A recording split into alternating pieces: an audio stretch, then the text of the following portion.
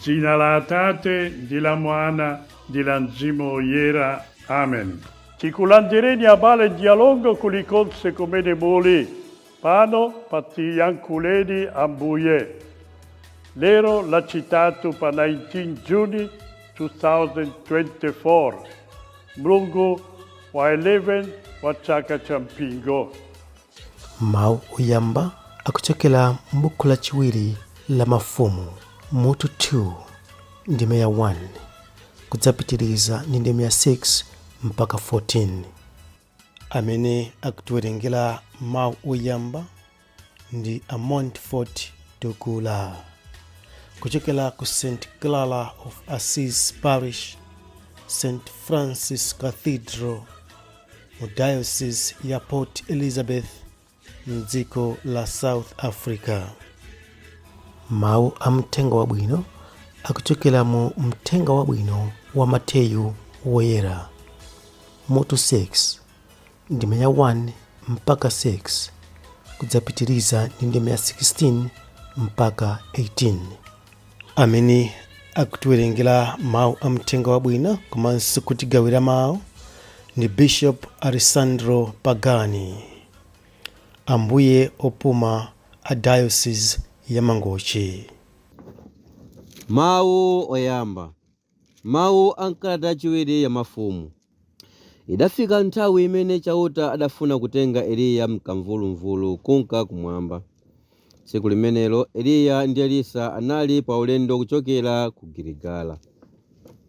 Pambuyo pake Eliya adauza Elisa kuti, iwe ubakhala pano, poti ine chauta wandituma kuti ndipite ku Yorodani. Koma Elisa adauza Eliyayo kuti, pali chauta wamoyo ndiponso pali inu nomwe, ine sindikusiyani konse. Motero awiri onsewo adapitiriza ulendo wawo. Anthu 50 a gulu la aneneri aja adapita nawo ndipo adakayimirira chapatali potero. Pamene Eliya ndi Elisa adakayima pa gombe la mtsinje wa Yorodani. Apo Eliya adatenga mwinjiro wake naupinda, kenaka adamenya madzi ndi mwinjirowo. Tsono madziwo adapatukana, ena kwina, mpaka aneneri awiriwo adawoloka powuma.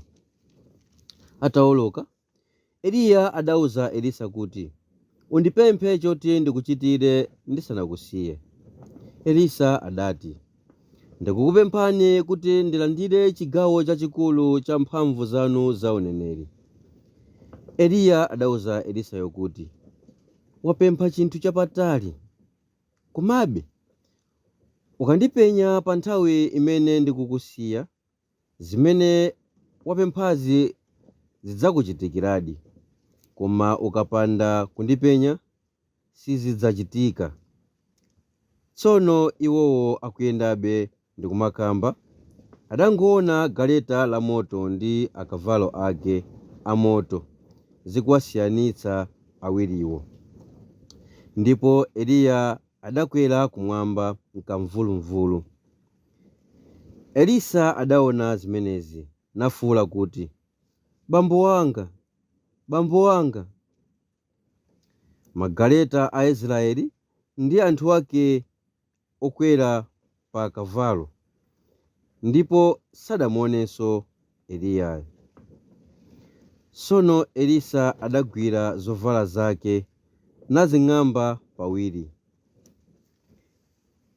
Kenaka adatenga mwinjiro wa Eliya umene udagwa nabwerera nkukayima pa gombe la Yorodani.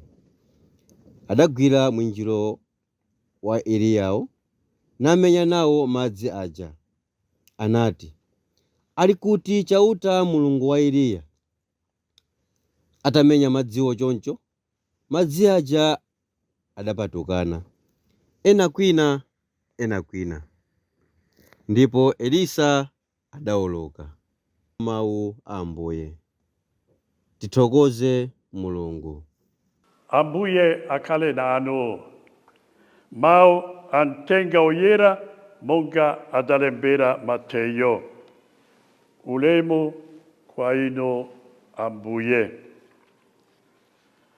Pantayo meio Yesu adati, cengerani, musacite incito zano zabuino, pamasso paanto, di ciolinga cioti a cuonedi. Mukatero, si muzalandira un poto qua tateanu, a mene ali kumamba.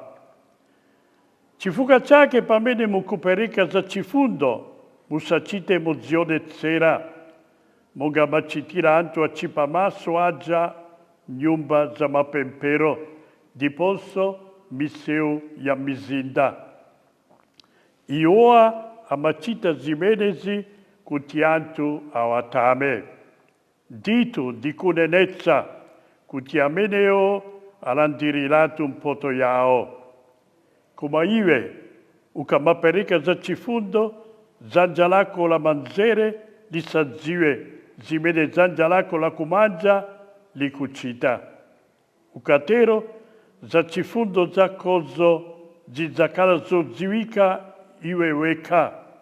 Sona tate ako amena maona zobisika, azakupatsa mpoto.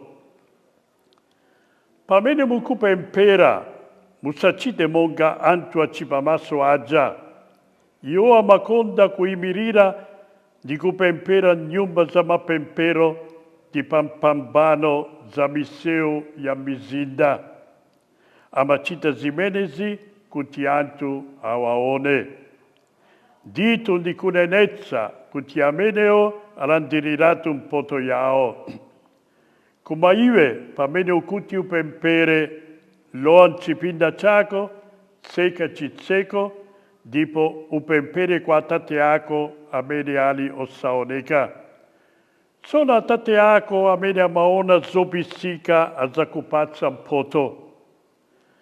Pamene mukusala zakudia, musamaonetsa nkope za chisoni, monga macitira anto acipamaso aja. Io amaipitsa nkope kuti antu aone kuti akusala zakudia.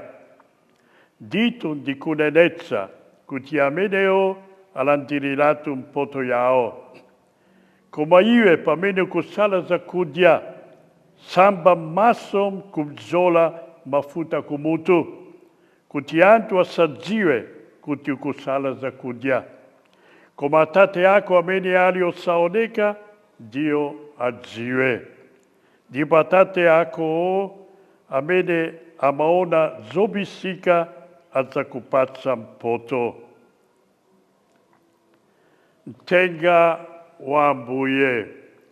Ulemu kwa ino ambuye Yesu Kristo.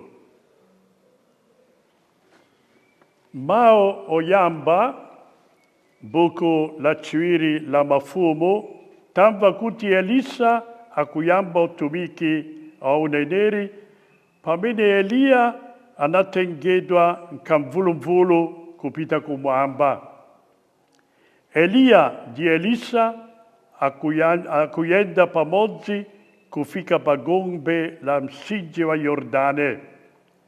Pomwepo Elia ndi mwinjiro wake anamenya madzi, ndipo madziwo adapatukana, paka aneneri awiriwo adaoloka pouma.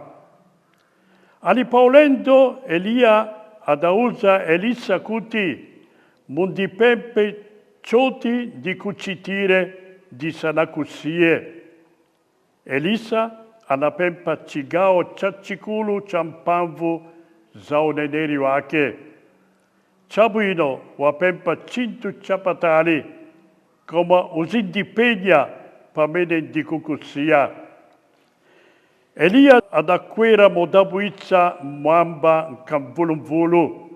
Ndipo Elisa ataona kuti ataya mwinjiro wake anaotola. Na yensu Elisa poberera kwao di mwinjiro omweo anamenya madzi a Yordani, amene anapatukana naoloka pouma. Pamvu ya Elia inaloa mwa Elisa. Tisai wale kuti ifenso a Kristo titalandira kwa Yesu kuzera mubatizo gati mwinjiro watu wa Chikristu, udindo wa unsembe wa uneneri di ufumu, monga tapulzira buku la katekisimu. Maso atu ayenera kuyangana Yesu, kutsanzira Yesu, zochita zake di mau ake. Yesu anationetsa pantanda paja chikondi chopanda marire, chachikulu tigwiriche nchito maudindoa, amene tinalandira kuchokera kwa Yesu pa ubatizo atu. Yesu amene anatifera pantanda di kuuka kwa kufa. Elisa poyangana Eliya akupita mwamba, anaona mwinjiro wake umene unagwa, ndipo anatola. Maua akutikumbutsa zimene Yohane wantengo wabwino afotokoza pamene Yesu analasidwa ndi nkondo pantanda paja, ndipo panaturuka magazi ndi madzi, anati adzayangana amene anambaya. Anatero Yesu pantanda paja. Yesu pamenepa ationetsa pantanda paja chikondi chopanda marire. Muntengo wabwino Mateyo, Ambuye Yesu akutichenjeza aliyense ife kuti pakugwira ntchito zabwino, pakupempera ndi kusala zakudya, tisachite mwachipamaso kuti anthu atitame ayi. Chifukwa pakutero mwalandiriratu mphotho yanu. Tisayiwale kuti Mulungu ndi amene amaona zobisika ndipo adzatipatsa mphotho yake. Amen.